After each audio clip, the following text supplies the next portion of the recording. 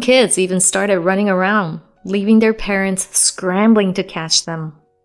When it was Jenny's turn, the moms tried to calm their kids.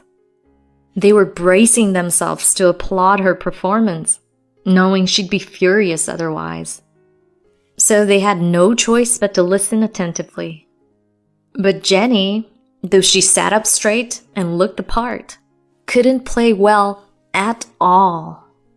She chose a classical piece, but it was clear she was struggling. After her performance, she sighed loudly, making sure everyone could hear. "It's really hard to play on an unfamiliar piano." She implied she usually played better. But it was evident she was the least skilled player there, something anyone could see. Still, the moms applauded her, saying, "Well done," and I clapped along silently.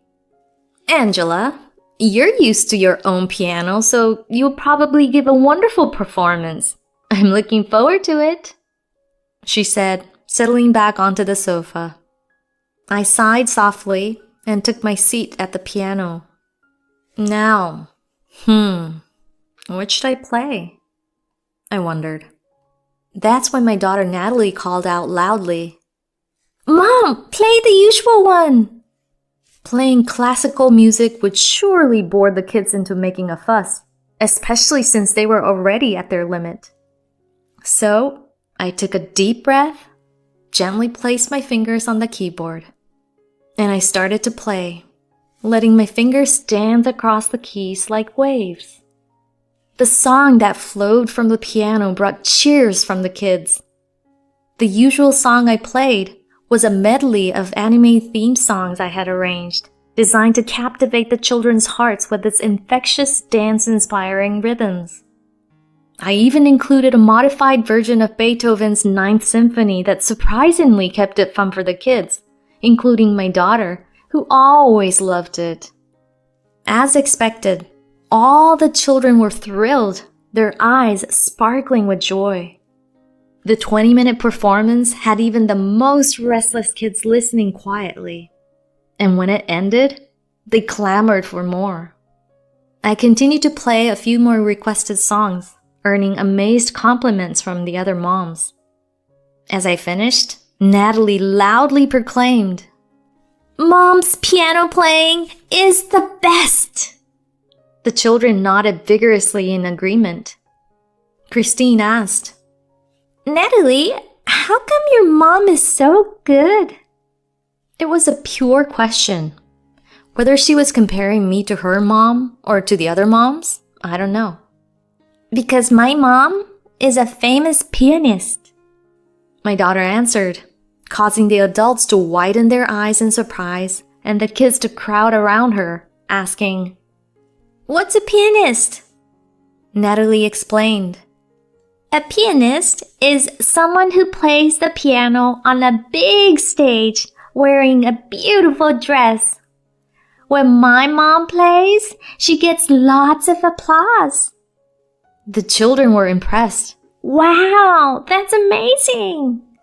While the adults began to recall, "I think I've seen her in a magazine." However, Jenny was not pleased. "Why didn't you say you were a professional pianist? Of course you're good if you're a pro. You kept quiet just to surprise us and feel superior, didn't you? What kind of person does that?"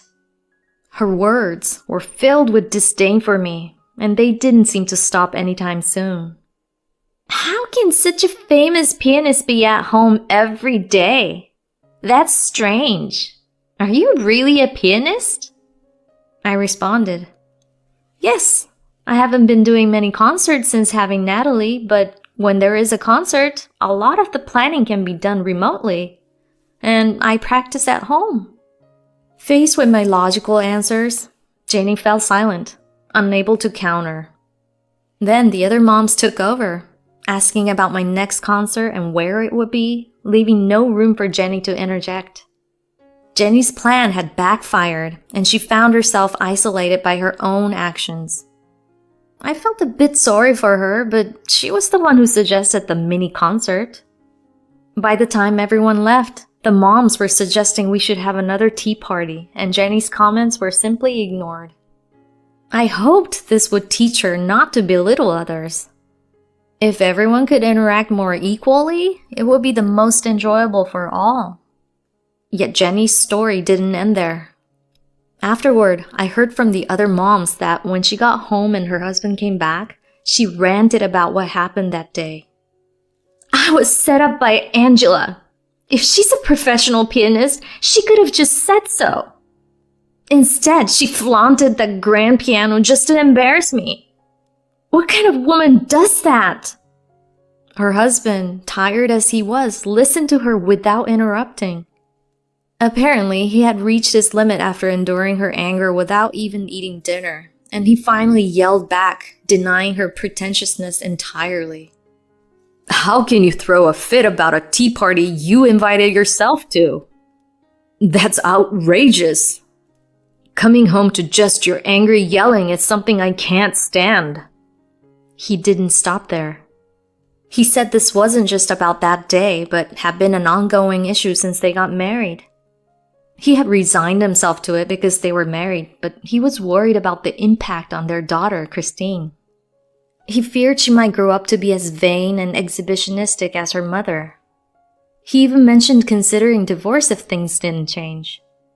For Jenny, a stay-at-home mom, the mention of divorce hit hard, and she apologized to her husband in tears. Thanks to that, she stopped bothering me at the piano school. She still comes dressed in suits or dresses, but no longer brags loudly or tries to flaunt herself. Instead, she sits quietly in a corner of the waiting room. It really made me think about how people can change. Amidst this, the other moms started talking to me more, but I have no intention of becoming the boss mom. I'm just there as the mom of my adorable daughter, same as always. Lately, my daughter has been saying, "When I grow up, I want to be a pianist like you, Mom." So I dream of performing on the same stage with her someday. I'm very happy with how things are now.